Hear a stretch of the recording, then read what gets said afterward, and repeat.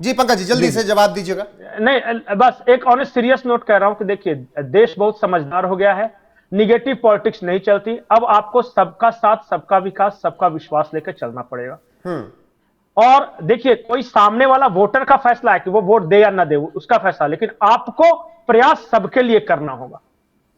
और ये मूल मैसेज है जो कि बार बार हर चुनाव में आ रहा है, सेवा की राजनीति का कोई विकल्प नहीं है। जी बिल्कुल पंकज जी, बाकी आगे चर्चा को बढ़ाएंगे। इस वक्त बीजेपी की प्रेस कॉन्फ्रेंस आ रही है, उसे सुनना बेहद जरूरी है। सुनाइएगा बीजेपी की प्रेस कॉन्फ्रेंस में क्या कुछ कहा जा रहा है, क्या कुछ बयान किए गए। नागिन डांस कर देश के खिलाफ एक विदेशी टूल किट के तहत भारत की भूमि में और विदेश की भूमि में अभियान चला। भारत की जनता बहुत समझदार है, वो पहाड़ से लेकर सागर तक, चाहे वो तिरुवनंतपुरम हो, चाहे मुंबई हो, चाहे पुणे की पहाड़ियां हो, और चाहे भारत का कोई भी हिस्सा हो, हर जगह वो कांग्रेस पार्टी को, इंडी गठबंधन को लगातार सजा दे रही है। राहुल जी, आईना साफ मत करिए। आईना साफ करने से मुंह पर लगे कालिक के निशान मिट नहीं सकते।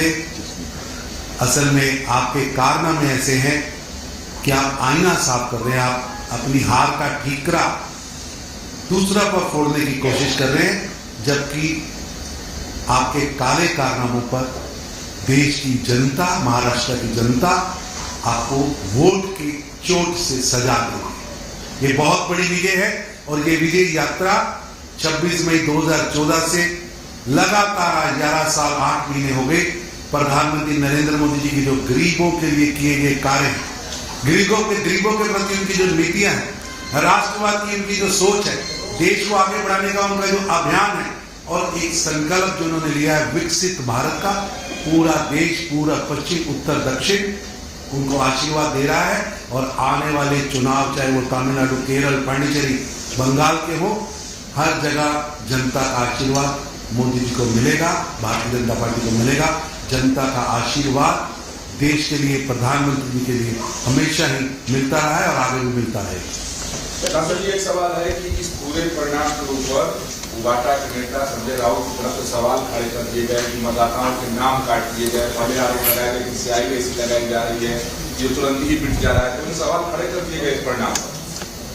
देखिए, जो अपने गठबंधन सहयोगियों को साथ में नहीं रख पाए और वो उनसे कट के छटके अलग हो गए, तो दूसरों पे क्या आरोप लगा रहे हैं?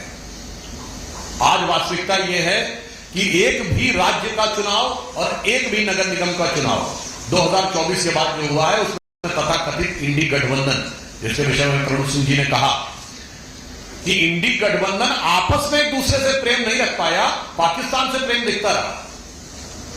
तो जो कुछ कह रहे हैं संजय राउत जी, मुझे लगता है शिवसेना उबाटा, जो श्रद्धेय बाला साहब ठाकरे जी की विरासत का होने का दावा करती थी, उसे इंट्रोस्पेक्शन की जरूरत है कि नाम का दावा करने से आपके कामों पर जनता यकीन नहीं करती।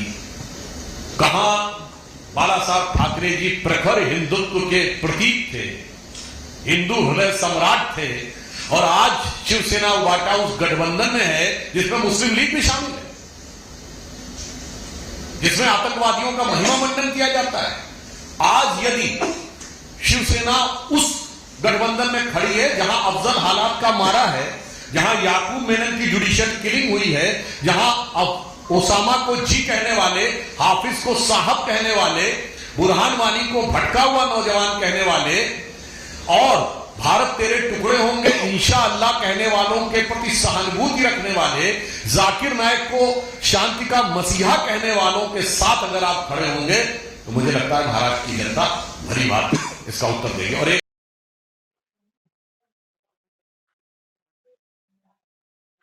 आवाज बीजेपी ने प्रेस कॉन्फ्रेंस की, भुवन जी, पंकज जी को जब तक आवाज मिलती है, कि हाफिज को साहब कहने वाले शर्जिल इमाम और मोहम्मद उमर के लिए उसकी याचिका खारिज होने पर बवाल करने वाले लोगों को जनता इसी तरीके से जवाब देगी। कांग्रेस की तरफ उनका इशारा था। तो क्या अब ये जनता भी समझने लगी है पंकज जी कि भाई बहुत हो गया, अब ये नहीं चल पाएगा कि कोई चिकन नेक काटने की बात करे और आप उसका साथ दे दें? वो दौर चला गया जब कलाबा दिखाकर आप हिंदू आतंकवाद और भगवा आतंकवाद के शब्द गढ़ने की कोशिश किया करते थे। मुझे आज भी इस बात का पूरा विश्वास है कि चाहे वो उद्धव ठाकरे के वर्कर्स हो, कार्यकर्ता हो, या एकनाथ शिंदे के हो, या फिर भारतीय जनता पार्टी के कार्यकर्ताओं की आइडियोलॉजी एक ही है। वो ठीक है, मुझे पसंद है उद्धव ठाकरे, आपको पसंद है एकनाथ शिंदे, या भुवन जी को पसंद है फडणवीस। इस कारण हम 3 अलग अलग पार्टियों में हो सकते हैं, लेकिन मैं आज भी मानता हूं कि हमारी वैचारिक मातृभूमि जो है वो एक ही जगह है, और वो है हिंदुत्व। मैं आज भी उद्धव ठाकरे की पार्टी के किसी भी वर्कर को एंटी हिंदू नहीं मानता। उद्धव ठाकरे हो सकते हैं कि उनकी कुछ मजबूरियां रही हो हो सकता है कि चले गए हो किसी तरफ, हो सकता है पर्सनल ईगो, हो सकता है उन्हें मुख्यमंत्री बनने का मन हो, न बनाया गया, वो चले गए हैं। लेकिन जो आम कार्यकर्ता है, जो आम शिव सैनिक हैं, चाहे वो उद्धव ठाकरे की पार्टी के शिव सैनिक हो, या एकनाथ शिंदे के शिव सैनिक हो, या बीजेपी के वर्कर हैं, वो सब हम एक ही लक्ष्य के लिए काम कर रहे हैं, और वो लक्ष्य एक है, मां भारती को परम वैभव के शिखर पर ले जाना। और बाकी सारे रास्ते हैं। अगर टारगेट आपका लक्ष्य निर्धारित हो तो रास्ता थोड़ा बहुत इधर उधर नदियां भटकती है, लेकिन वापस कई छोटी मोटी नदियां वापस गंगा में ही आकर जुड़ जाती हैं। और मुझे अभी भी यकीन है कि उद्धव ठाकरे एक न एक दिन आएंगे, और दोनों शिवसेना का भी विलय होगा, और वो एनडीए के साथ भी रहेंगे। बिल्कुल। और ये मैंने आपसे भुवन जी बड़ा दावा पंकज जी आप कर रहे हैं कि बीएमसी में जो हालत हो गई, इन हालातों के बाद उद्धव ठाकरे एक बार फिर से बीजेपी के साथ आ सकते हैं? अगर नहीं आएंगे तो ऐसी ही हालत रहेगी। उद्धव ठाकरे को चिंता अपनी नहीं है, अपने तो जो हासिल करना था वो कर लिए। उनको अभी भी चिंता आदित्य ठाकरे की है, उनको राज ठाकरे को अपनी चिंता नहीं है, उनको चिंता अमित ठाकरे की है, जो बेटे हैं। बेटे अब राजनीति में आ चुके हैं, और देखिए किसी तरह बाला साहब ठाकरे से उद्धव ठाकरे को तो लोग एसोसिएट कर लेंगे, लेकिन आदित्य ठाकरे को भी बाला साहब ठाकरे से एसोसिएट करेंगे, मुझे लगता है नहीं है। क्योंकि देखिए नेहरू का प्रभाव जो है वो इंदिरा गांधी के शासनकाल तक चल सकता था, लेकिन अगर राजीव गांधी का शासन लाना है तो फिर इंदिरा गांधी का प्रभाव काम करता है। बिल्कुल। और ये बात मुझे याद है कि मैंने सवाल आपसे पूछा था पहले कि क्या ऐसा सिनेरियो भी बन सकता है कि इन रिजल्ट्स को देखने के बाद कि आने वाले वक्त में उद्धव जो हैं वो फिर से घर वापसी कर लें, यानी कि बीजेपी के साथ आ जाएं, और ऐसा रिजल्ट क्या